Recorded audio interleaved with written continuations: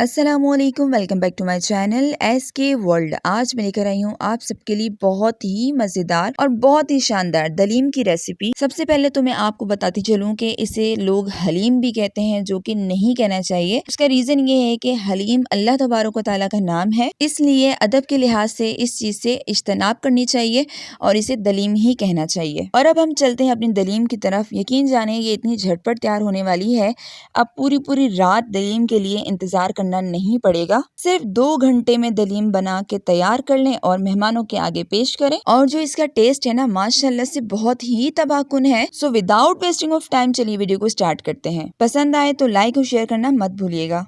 सबसे पहले हम लेंगे प्रेशर कुकर। इसमें शामिल कर देंगे 2 कप के करीब ऑयल गर्म होने के बाद में इसमें शामिल कर रही हूँ प्याज, जो कि तकरीबन 4 अदद हैं। और अब आपने इसको कलर आने तक फ्राई करना है।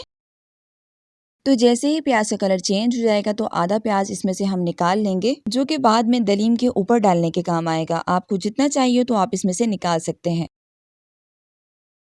और आधा प्याज हम कुकर के अंदर ही रहने देंगे। इसमें शामिल कर देंगे 1 किलो के करीब गोश्त और इसको थोड़ा सा हम फ्राई कर लेंगे कलर चेंज होने तक। तो जैसे ही कलर चेंज हो जाएगा तो इसमें मैं शामिल करूंगी 1 टेबल स्पून भर के अदरक का पेस्ट और साथ ही साथ 2 टेबल स्पून हम इसमें शामिल करेंगे लहसुन का पेस्ट। यहाँ पर मैंने स्टोर हुआ हुआ लहसुन का पेस्ट इस्तेमाल किया है। इसे आपने लॉन्ग टाइम कैसे स्टोर करना है, इसकी डिटेल वीडियो मैंने अपने चैनल पे अपलोड की हुई है, आप वहाँ जाके देख सकते हैं। और अब इसको अच्छी तरह से भून लेंगे इसी अदरक और लहसुन के पेस्ट में, ताकि जो गोश्त की स्मेल है ना वो बिल्कुल खत्म हो जाए। तो जब तक वहाँ पर गोश्त की बुनाई हो रही है तो यहाँ मैं आपको बताती चलूँ, आज मैं इस्तेमाल करने वाली हूँ नेशनल का क्विक कुक दलीम मसाला। इस मसाले के अंदर आपको तकरीबन 2 पैकेट मिलेंगे, जिन्हें मेंशन किया है A और B के नाम से। तो सबसे पहले यहाँ पर देख लेते हैं हम B पैकेट। तो जनाब इसमें तमाम के तमाम वही स्पाइसेस हैं जो हम दलीम में डालते हैं, इसके अलावा कोई एक्स्ट्रा स्पाइस इसके अंदर नहीं जाएगा। तो अब बारी आती है A पैकेट की। तो अब मैं आपको बताती चलूँ कि इसके अंदर वो तमाम की तमाम दालें मौजूद हैं जो हम दलीम के अंदर डालते हैं, और सब के सब पाउडर फॉर्म में है, बिल्कुल फाइन पाउडर बना हुआ है और इसे पकाना भी कोई मुश्किल नहीं, झटपट तैयार हो जाता है। तो देखिए जनाब, यहाँ पर गोश्त अच्छी तरह से भुन गया है, आप देख सकते हैं कितना परफेक्ट कलर आ गया है। तो अब मैं इसमें शामिल कर रही हूँ नेशनल क्विक कुक दलीम का पैकेट B।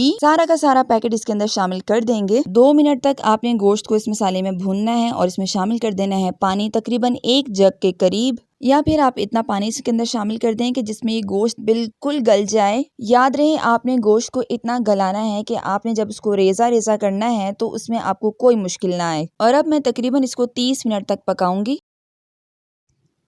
तो जनाब यहाँ पर हो गए हैं पूरे 30 मिनट और गोश्त जो है वो बिल्कुल गल गया है। तो अब मैं इस तरह से इसको निकाल रही हूँ। और एक बात का आपने बहुत ख्याल रखना है, वो ये कि प्रेशर कुकर के अंदर जो पानी बच गया है आपने इसको बिल्कुल भी नहीं गिराना, ये हमें आगे चल के काम आएगा। तो जनाब यहाँ पर सारा का सारा गोश्त मैंने निकाल लिया है। दूसरी तरफ हम कोई भी बड़ा सा बर्तन ले लेंगे। यहाँ पर मैंने ले ली है बड़ी सी कढ़ाई, उसके अंदर शामिल किया है तकरीबन 10 या 11 गिलास के करीब पानी। और जो गोश्त गलाने के टाइम पे जो पानी रह गया था, यानी कि शोरबा सा बन गया था, वो हमने इसके अंदर शामिल कर दिया है। और अब मैंने इसके अंदर शामिल किया है नेशनल का पैकेट A, जिसके अंदर सारी की सारी दालें मौजूद हैं। अब आपने एक बात का बहुत ज्यादा ख्याल रखना है, वो ये है कि जब आप पैन में पानी शामिल कर दें तो तकरीबन आपने उसको नीम गर्म करना है, देन आपने दालों का पैकेट इसके अंदर शामिल करना है। ठंडे पानी में करेंगे तो यकीन जानिए वो फौरन से लम्स बन जाएंगे जो कभी भी टूटेंगे नहीं। और आपने क्या करना है, आपने अभी स्पून यूज नहीं करना, कोई भी विस्क ले लें आप, उससे अच्छी तरह से इसको मिक्स कर लें और तेजी के साथ आपने इसको मिक्स करना है ताकि जो लम्स बन भी रहे हैं वो खत्म होने लग जाएं। तो दालों को मैंने तकरीबन 10 मिनट तक मिक्स करते करते पका लिया है, जैसे ये अच्छी तरह से मिक्स हो जाए। और आपने जो गोश्त रेशा रेशा करके रखा था उसको इसके अंदर शामिल करना है, डालते जाएं और उसको मिक्स करते जाएं। जब गोश्त और दाल अच्छी तरह से मिक्स हो जाए तो आपने फ्लेम को बिल्कुल मीडियम करना है। मीडियम करते हुए इसे कवर करके तकरीबन 15 मिनट तक पकाना है। साथ ही साथ आपने एक बात का बहुत ख्याल रखना है, ये सारा टेक्सचर जो है वो बहुत ही गाढ़ा हो गया है और आपको पता है कि दालें नीचे लग जाती हैं,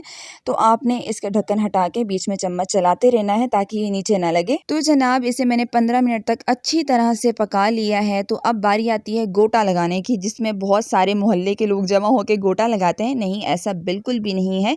आपने सिर्फ ये करना है कि आपके घर में कोई ऐसी चीज जिससे अच्छी तरह से आप पेस्ट बना लें या साग वगैरह को कूटने के काम आता है, ऐसी कोई भी चीज ले लें और अच्छी तरह से इसको रगड़ते हुए मसलते हुए गोश्त को अच्छी तरह से मिक्स करते जाएं, पकाते जाएं तकरीबन 10 मिनट तक। तो ये देखिए माशाल्लाह अल्हम्दुलिल्लाह कितना जबरदस्त हमारा ये दलीम बनकर तैयार हो गया है। गोश्त को रेशा रेशा करने के बाद इस तरह से गोटा लगाना लाजमी होता है। उसका रीजन ये है कि थोड़ी बहुत कसर रह जाती है, जब तक दलीम में गोश्त रेशा रेशा हुआ हुआ ना नजर आए तो तब तक मजा नहीं आता। तो देखिए जनाब यहाँ पर आप देख रहे हैं इसका गाढ़ापन और ये बिल्कुल ऐसा दलीम बनकर तैयार हुआ है जैसे हमें मार्केट में मिलता है। तो अब इसके ऊपर थोड़ी सी तरी शामिल कर देंगे जैसे हमें मार्केट में दलीम मिलता है, बिल्कुल ऐसा लुक आए। प्याज ब्राउन करते हुए मैंने थोड़ा सा ऑयल निकाल दिया था, वही ऑयल इसके ऊपर शामिल किया है और अब साथ ही साथ मैंने इसके ऊपर हरी मिर्चें शामिल कर दी हैं, बारीक कटा हुआ अदरक भी शामिल कर देंगे और थोड़ा सा हरा धनिया इसके अंदर शामिल करके इसे मिक्स कर लेंगे। तो जनाब अब आप सोच रहे होंगे कि मैंने इसके ऊपर प्याज क्यों नहीं डाला, तो आगे चल के बताऊंगी कि इसमें मैंने प्याज क्यों नहीं शामिल किया।